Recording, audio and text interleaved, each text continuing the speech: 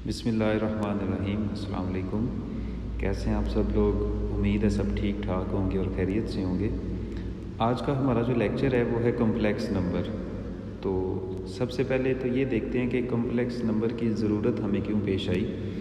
For example आप सामने ये इक्वेशन देख सकते हैं। ये इक्वेशन है हमारे पास x² + 1। ये इक्वेशन को अगर सॉल्व करना हो यानी कि इसके सोल्यूशन निकालने हो तो इसका मतलब है हमने x की वैल्यूज़ निकालनी है।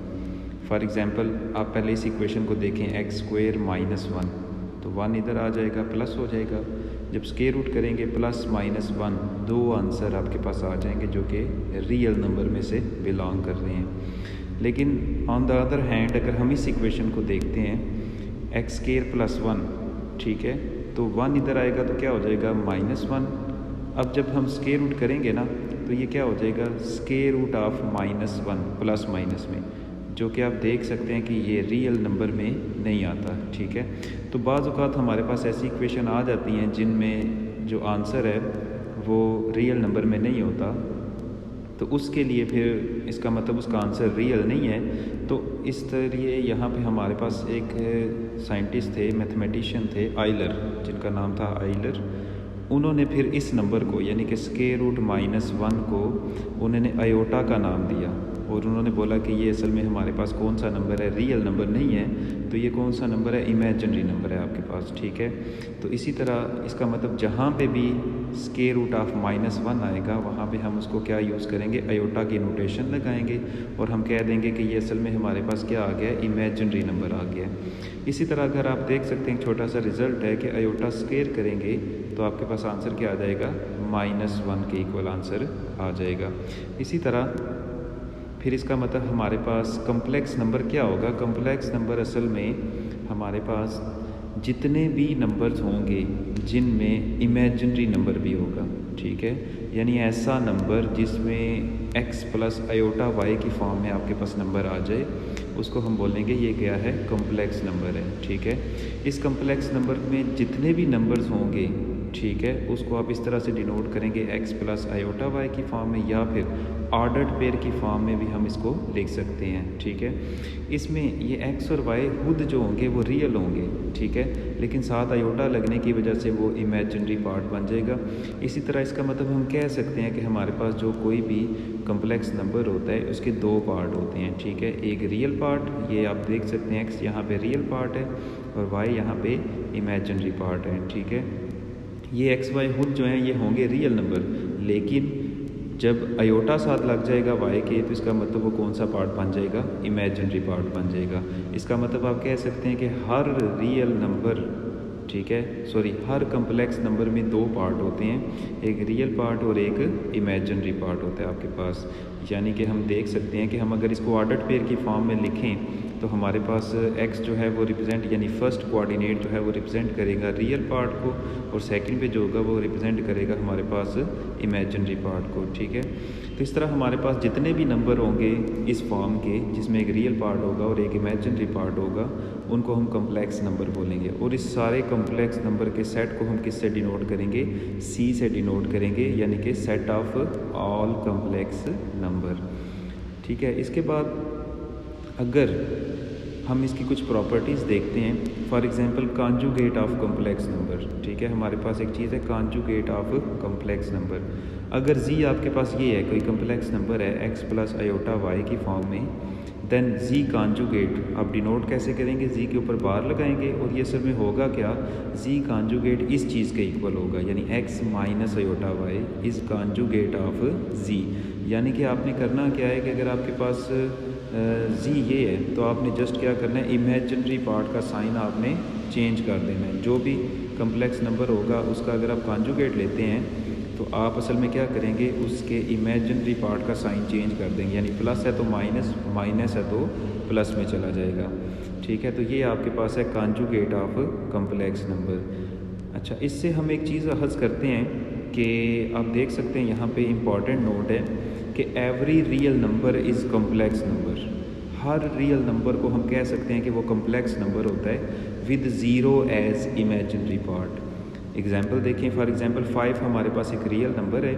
इस 5 को मैं लिख सकता हूँ 5 + 0 आयोटा। तो अगर मैंने इस फॉर्म में लिख दिया है 5 + 0 आयोटा, तो ये कम्प्लेक्स नंबर है, आप देख सकते हैं, क्योंकि ये रियल पार्ट हो गया और ये क्या हो गया, इमेजिनरी पार्ट।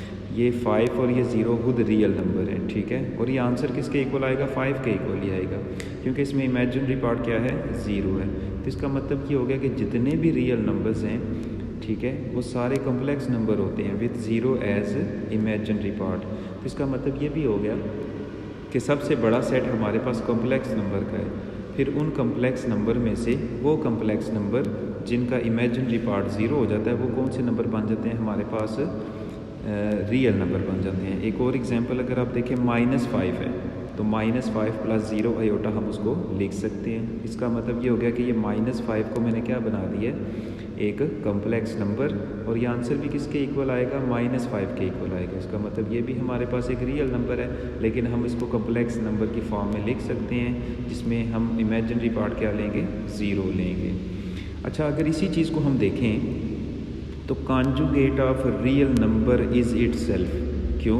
क्योंकि आपको याद होगा कि कॉन्जुगेट जब हम लेते हैं तो असल में हम इमेजिनरी पार्ट का साइन चेंज करते हैं, और इसमें इमेजिनरी पार्ट 0 है, तो 0 का साइन चेंज भी करेंगे, यानी प्लस करेंगे या माइनस करेंगे, तो उस पर कोई इफ़ेक्ट नहीं होगा। फॉर एग्जांपल 5 का कॉन्जुगेट लेंगे तो 5 ही आएगा। कैसे आएगा? क्योंकि आप देख सकते हैं कि 5 का कॉन्जुगेट जब आप लेंगे तो आप क्या करेंगे, इमेजिनरी पार्ट का साइन चेंज कर देंगे, वो माइनस हो जाएगा, -0, लेकिन हमारे रियल नंबर के ऊपर कोई इफ़ेक्ट नहीं पड़ेगा, वो दोबारा 5 के इक्वल ही आ जाएगा। इसी तरह आप ये कह सकते हैं कि तमाम रियल नंबर्स जो होते हैं उनका कॉन्जुगेट लें तो दोबारा रियल नंबर के इक्वल ही आएगा, उसमें कोई भी चेंज नहीं आएगा। तो ये दूसरा इम्पॉर्टेंट नोट है आपके पास, ठीक है। एक पहला तो ये है कि every real number is complex number with 0 as imaginary part, और इसी तरह आप ये भी कह सकते हैं कि conjugate of real number is itself.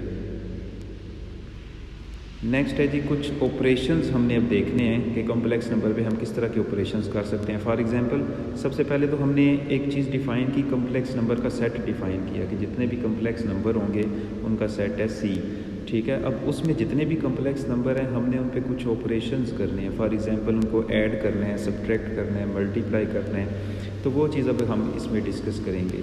तो सबसे पहले हमारे पास लेट्स सपोज कोई से दो कम्प्लेक्स नंबर हो ना, Z1 है हमारे पास A + B आयोटा, और Z2 हमारे पास है C + D आयोटा। ये दो कोई डिफरेंट कम्प्लेक्स नंबर हैं। अब हम देखते हैं कि क्या हम इनको क्या ऑपरेशन कर सकते हैं। हम इसके ऊपर कहता है कि जब आप इनको ऐड करें, तो आप देख सकते हैं जब दो कम्प्लेक्स नंबर को ऐड करना हो तो सिंपली जिस तरह आप एडिशन करते हैं उसी तरह से, लेकिन मैंने रियल पार्ट को रियल पार्ट के साथ इकट्ठा कर लिया और इमेजिनरी को इमेजिनरी के साथ इकट्ठा कर लिया, यानी कि आयोटा कॉमन ले लिया। तो आप एक चीज़ ऑब्ज़र्व करें, जब दो कम्प्लेक्स नंबर को ऐड करते हैं तो रियल पार्ट में ऐड हो जाता है और इमेजिनरी पार्ट में ऐड हो जाएगा। इसी तरह अगर आप दो कम्प्लेक्स नंबर को सब्ट्रैक्ट करते हैं, ठीक है, यानी Z1 - Z2, तो आप देख सकते हैं सिंपली जिस तरह आप सब्ट्रैक्शन करते हैं हम वही कर रहे हैं। हम माइनस ऑपरेट करेंगे, साइन चेंज हो जाएंगे, रियल के साथ रियल को लिख लें और इमेजिनरी के साथ इमेजिनरी को लिख दें, तो ये असल में बन जाएगा B - D, ठीक है। तो ये यहाँ पे बन जाएगा B - D, यानी इसका मतलब ये हो गया कि रियल में से रियल को माइनस करेंगे और इमेजिनरी में से इमेजिनरी पार्ट को माइनस करेंगे। तो आप देख सकते हैं कि दो कम्प्लेक्स नंबर को ऐड करना और सब्ट्रैक्ट करना हमारे लिए बहुत इजी है कि रियल पार्ट में से रियल पार्ट को माइनस कर दें और इमेजिनरी में से इमेजिनरी को माइनस कर दें। इसी तरह आप एडिशन भी कर सकते हैं। अच्छा, अभी आपको मैंने एक चीज़ बताई थी कि हम कम्प्लेक्स नंबर को ऑर्डर्ड पेयर की फॉर्म में भी लिख सकते हैं, ठीक है। अगर आप यहाँ पे देखें ना, हम कम्प्लेक्स नंबर को इस तरह से भी रिप्रेजेंट कर सकते हैं ऑर्डर्ड पेयर की फॉर्म में, x y की फॉर्म में, यानी एक x रियल पार्ट होगा और यहाँ पे y आपका इमेजिनरी पार्ट होगा। तो इसका मतलब ये हो गया कि हम अगर इसको ऑर्डर्ड पेयर की फॉर्म में रिप्रेजेंट कर रहे हों, फिर हम इसको ऐड कैसे करेंगे, तो अब ये कह सकते हैं कि रियल पार्ट में ऐड हो जाएगा, ये आप देख सकते हैं A और C आपस में ऐड होगी। इसी तरह इमेजिनरी पार्ट में ऐड हो जाएगा। अगर सब्ट्रैक्ट कर रहे हैं दो कम्प्लेक्स नंबर को जो ऑर्डर्ड पेयर की फॉर्म में लिखे हुए हैं, तो इसी तरह वो ऑर्डर्ड पेयर की फॉर्म में ही लिखेंगे, लेकिन रियल में से रियल माइनस और इमेजिनरी में से इमेजिनरी आप माइनस कर देंगे। इसी तरह अगर दो कॉम्प्लेक्स नंबर को हमने मल्टीप्लाई करना हो तो उसके लिए हम क्या करेंगे, लेट्स सपोज Z1 Z2 दो कॉम्प्लेक्स नंबर हैं और उनको मैंने अयोटा वाली फॉर्म में ही रिप्रेजेंट की है, क्योंकि आपको इससे एक्सप्लेन करना थोड़ा आसान है। जैसे आप सिंपल मल्टीप्लिकेशन करते होते हैं, फॉर एग्जांपल ए को पहले सी से मल्टीप्लाई करेंगे, फिर इस ए को हम करेंगे अयोटा डी से मल्टीप्लाई। इसी तरह फिर अयोटा बी को पहले सी से मल्टीप्लाई करेंगे और अयोटा बी को फिर हम अयोटा डी से मल्टीप्लाई करेंगे। और आप देख सकते हैं जैसे सिंपल मल्टीप्लिकेशन करते हैं हमने उसी तरह से मल्टीप्लिकेशन की है। एंड पे यहाँ पे अयोटा स्केयर आएगा, क्यों? क्योंकि जब हमने अयोटा बी को अयोटा डी से मल्टीप्लाई किया है तो अयोटा स्केयर आ गया। अब सिंप्लीफाई करें, अयोटा कॉमन ले लें इन दोनों टर्म्स में से, तो आपके पास आ गया ए डी माइनस बी सी।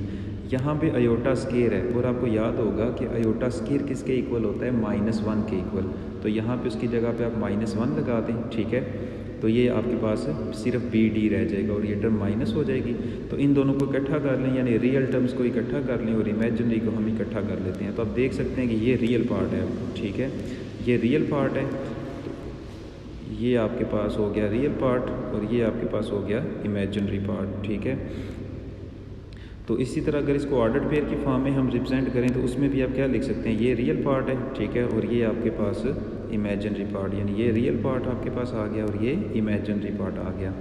तो यहाँ पे आप देख सकते हैं कि जब दो कॉम्प्लेक्स नंबर को हमने ऐड किया है या सब्ट्रैक्ट किया है या मल्टीप्लाई किया है तो दोबारा आंसर भी हमारे पास कॉम्प्लेक्स नंबर ही आया है, ठीक है। नेक्स्ट हम इसकी एक्सरसाइज देखते हैं और एक्सरसाइज में हम वो क्वेश्चन कर रहे हैं जो स्मार्ट सिलेबस के मुताबिक है, ठीक है। तो एक्सरसाइज 1.2 क्वेश्चन नंबर 4 सिंप्लीफाई हमने करना है। और सिंप्लीफाई हमने किस चीज़ को करना है कि आपके पास गिवन है अयोटा की पावर 9। अगर आप देखें अयोटा की पावर 9, तो इसको मैं ऐसे लिख सकता हूँ अयोटा की पावर 8 डॉट अयोटा, क्योंकि बेस सेम हो तो पावर्स आपस में ऐड हो जाएंगी और अयोटा की पावर 9 बन जाएगा। फिर जो क्योंकि असल में हमने अयोटा की पावर इवन बनानी होती है तो ये इवन नंबर बन गया हमारे पास। और अयोटा स्केयर पावर 4 ऐसे मैं लिख सकता हूँ, क्योंकि पावर की पावर हो तो आपस में क्या हो जाते हैं, मल्टीप्लाई हो जाते हैं। अयोटा स्केयर की जगह पे क्या लगा सकते हैं, -1 की पावर 4 है, यानी कि आपके पास -1 की पावर जब इवन होती है तो आंसर 1 आता है, जब ऑड होती है तो आंसर -1 आता है।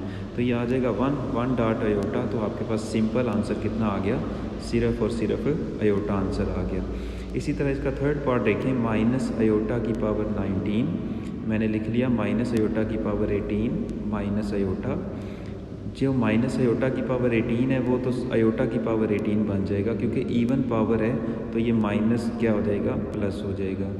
अयोटा की पावर 18 को मैं लिख सकता हूँ अयोटा स्क्वायर की पावर 9, क्योंकि पावर की पावर क्या हो जाएगी, मल्टीप्लाई। अयोटा स्क्वायर किसके इक्वल होता है, -1। अब -1 की पावर अगर हम 9 लेंगे और 9 यहाँ पे ऑड नंबर है तो आंसर कितना आएगा, -1। तो ये ओवरऑल आपके पास आंसर कितना आ जाएगा, माइनस माइनस प्लस हो जाएगा और दोबारा आंसर अयोटा आ जाएगा। इसी तरह इसका फोर्थ पार्ट देखें, -1 की पावर 21 है हमारे पास, ठीक है। तो इसका मतलब -1 की जगह सबसे पहले तो मैंने लगाया अयोटा स्केयर, ये 2 और ये 2 कैंसिल हो जाएंगे, क्योंकि पावर की पावर आपस में क्या होते हैं, मल्टीप्लाई होते हैं, ठीक है।